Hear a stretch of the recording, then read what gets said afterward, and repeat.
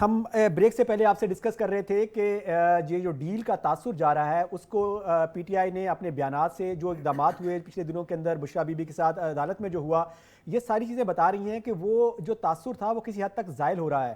ہم نے آپ کو یہ بھی بتایا کہ عمران خان صاحب نے صحافیوں سے بات کرتے ہوئے کہا کہ یہ لوگ مجھے توڑ نہیں سکتے، میں کوئی ڈیل نہیں کر رہا۔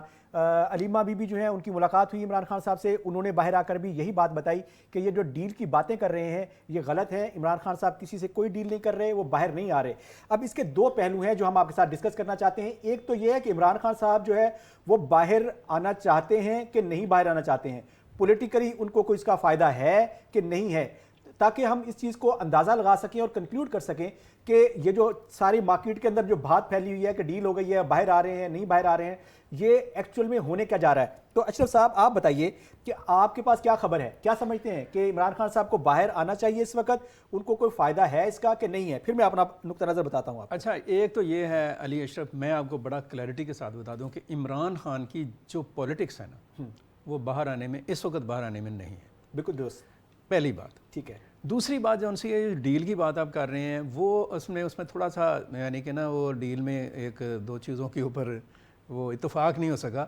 خان صاحب چاہتے ہیں وہ دو چیزیں بتائیں ہمیں، خان صاحب چاہتے ہیں وہ دو چیزیں بتانی ہیں، میں بتاتا ہوں نا، وہی بتانے لگا، سن تو لینا۔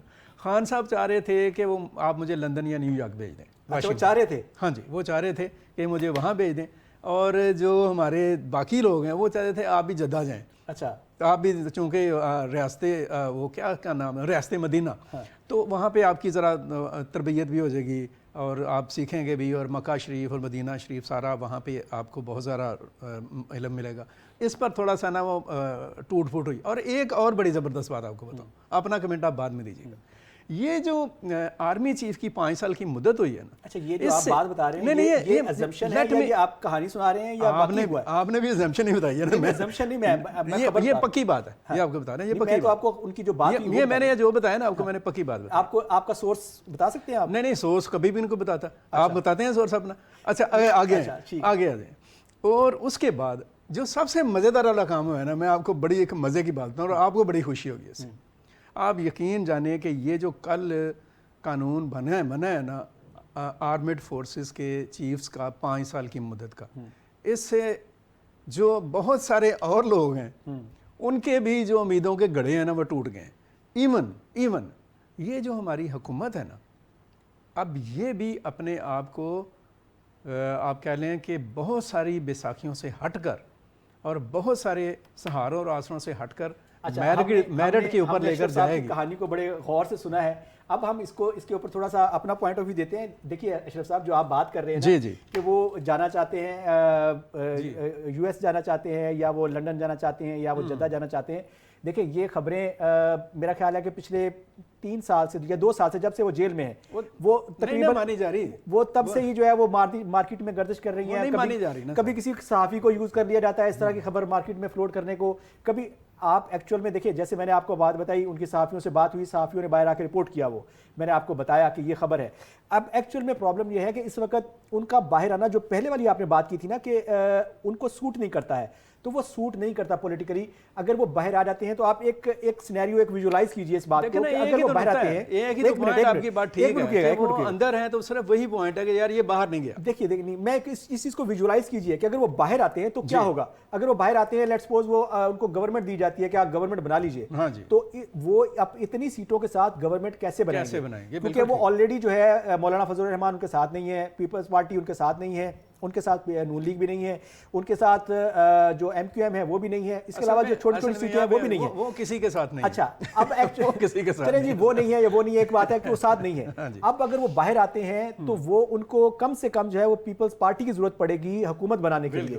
اگر وہ پیپلز پارٹی کو ساتھ ملا کے حکومت بناتے ہیں تو جو انہوں نے 3 سال محنت کی ہے اپنا بیانیہ کھڑا کرنے کے لیے، تو وہ یکدم جو ہے وہ ایک ہی دفعہ میں ختم ہو جائے گا۔ ان کی جو پالیٹکس ہے، جس کو میں پہلے بھی آپ سے کہتا ہوں کہ وہ پبلک پالیٹکس جو ہے وہ ختم ہو جائے گی۔ जाएगी। जैसे आप मौलाना को क्या कहते रहे हैं? देखें, मौलाना साहब की पब्लिक पॉलिटिक्स तो केपीके से खत्म हो चुकी है। वो क्या कहते रहे हैं मौलाना को? देखें, जलसों जुलूसों में उनका तो जलसा ही मुकम्मल नहीं होता था जब तक वो कोई तमस्खर नहीं कर लेते थे। देखें ये, और फिर उसके बाद वो उन्होंने उनको ऑन भी किया। देखें बात कल को, और आप अगली बात बताऊं कि कल को वो पीपल्स पार्टी को भी ऑन करेंगे, और अगर वो करेंगे तो अच्छा करेंगे, करेंगे तो अच्छा करेंगे। मेरी नज़र में उनकी वैल्यू बढ़ेगी, मेरी नज़र में बढ़ेगी।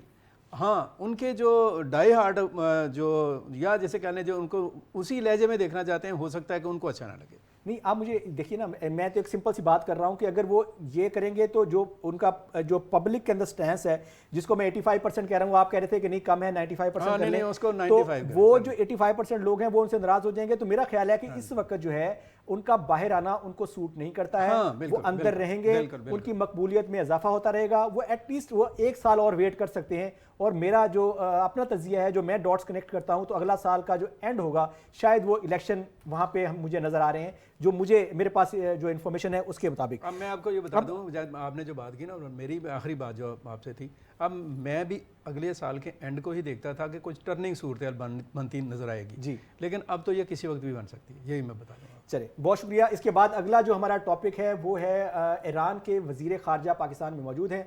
वो उनको डिस्कस करते हैं कि वो उनका यहाँ पे जो ऑब्जेक्टिव है, जो उनका ये एक अहम दौरा है। और आपको पता है कि पाकिस्तान जो है वाहिद मुस्लिम कंट्री है जो एटमी ताकत है, जिसके पास मिसाइल टेक्नोलॉजी, दुनिया की सबसे बेहतरीन टेक्नोलॉजी जो है पाकिस्तान के पास है। वो उसका अहम दौरा ऐसे वक्त में जब वो इजराइल के साथ टकरा रहा है, उसकी जंग जो है वो होने जा रही है, तो ये कितनी अहमियत का हामिल है? और आप क्या समझते हैं कि पाकिस्तान को ईरान के साथ खड़े होना चाहिए यहाँ पे और उसका साथ देना चाहिए इस जंग में? आप क्या देखते हैं? अच्छा अली अशरफ, ये बहुत बहुत अहम इशू है, बहुत अहम मौजू है जिस पर आपने बात की है। मैं ज़रा ना 2 मिनट मुझे दीजिएगा, मैं इस पर थोड़ा सा इसको अपना इसका इहाता करना चाहूँगा। बताइए।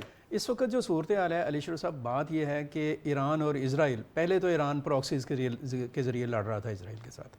अब 2 अटैक ईरान इजराइल पर कर चुका है और 2 इजराइल ईरान पर कर चुका है, ठीक है। दूसरी तरफ जो इजराइल है उसकी हालत ये है कि वो गज़ा के ऊपर अंगेज है, बेरूत में भी अंगेज है, और पूरे मिडल ईस्ट में उसकी कहीं ना कहीं वो उसकी जो है ना वो उसके वो एक तरह से उसके पंजे जो हैं फंसे हुए हैं, उसके हाथ फंसे हुए हैं। यूरोपियन जो मीडिया है ना, मैं आपको एक बात बताऊं, वो एक हवा खड़ा कर रहा है काफ़ी दिनों से कि ईरान जो है वो इजराइल पर एक बहुत फैसला कुन हमला करेगा और अमेरिकन इलेक्शन से पहले कर देगा। ये जो इनकी मूवमेंट है, कल भी आपने जिक्र किया मैं उनके वज़ीर ख़ारजा का, और मैंने आपको बताया कि वो आज पहुंच गए हैं पाकिस्तान, और आज उनकी प्रेस कॉन्फ्रेंस भी है इसहाक डार के साथ। जी जी। और उसमें इसहाक डार ने बड़ी क्लैरिटी के साथ ये कहा है कि हम ईरान के साथ हैं और गज़ा में और कश्मीर में जो मामला हैं उनका हल होना चाहिए जी। ये जो लम्हा है ना, ये जो मुशावरत है, इस वक्त मैं आपके नुक्ता नज़र को इंडोर्स करते हुए ये बात कहूँगा कि इस वक्त ईरान महज पाकिस्तान की एटमी ताकत तो अपनी जगह पर उसकी एक अहमियत है, ईरान का नेक्स्ट आप कह लें डोर पड़ोसी है, यानी उसके पीछे पाकिस्तान खड़ा है। मतलब आप अगर फ्रंट पर जंग लड़ रहे हैं और आपका पीछे जो हमसाया है वो आपके साथ है या नहीं है, ये बहुत ज़रूरी है आपके लिए जानना। तो ईरान ने इसलिए भी पाकिस्तान के साथ दौरा किया, और ईरान के पाकिस्तान की बड़ी से ताल्लुकात भी हैं। देखिए, मैं ये समझता हूँ कि मैं हिस्टोरिकली भी नजर डालें ना दोनों के, पाकिस्तान और ईरान के मामलात के ऊपर, तो आप देखें कि 71 की वॉर में ईरान ने खुलकर कहा था कि आपका जितना भी फ्यूल एक्सपेंस है आपकी वॉर का, वो हम देंगे 65 में, ठीक है इवन। और फिर उसके बाद जो पाकिस्तान ने उसका साथ दिया, कि आपको पता है कि 2000 के बाद जो है अमेरिका जो है वो चाहता था कि वो ईरान के ऊपर अटैक कर दे, और पाकिस्तान जो है उसके ऊपर खड़ा हो गया था। उसने कहा था कि हम इसको अलाउ नहीं करेंगे, हम ईरान के साथ खड़े हो जाएंगे। पाकिस्तान ने स्ट्रांगली उसके साथ दिया था। तो मेरा ख्याल है कि मेरा ये ख्याल ये है, मैं यहाँ पर यही बात कहना चाहूँगा कि इस वक्त ज़रूरत इस बात की है, एक पैरेलल अप्रोच इस वक्त वेस्ट में मौजूद है, फ्रॉम इज़राइल टू USA, ठीक है, कि जंग को रोक दिया जाए, जंग को ख़त्म करें, उनकी भी बचत इसी में है, ठीक है। दूसरी बात जो उनसे ये है कि जो हमारे जो इस्लामी रियासतें हैं ना, ख़ास तौर पर पाकिस्तान, ईरान, सऊदी अरब, ये जो 3 स्टेट्स हैं, सऊदी इस सारे मामले में अभी तक खामोश नजर आता है। खामोश नहीं है, मैं बताऊं आपको, सऊदी अरब की बड़ी एंगेजमेंट है ईरान के साथ इस वक्त। अच्छा। और सऊदी अरब बार बार कंडेम भी कर रहा है इजराइल को। और मैं एक और बात आपको बता दूं कि जिस तरह की कन्फ्लिक्ट थी ना सऊदी अरब और ईरान में, खुदा ना खास्ता अगर वो कंटिन्यू हो रही होती तो इस वक्त बड़ा डैमेज होता, ज़्यादा नुकसान होता।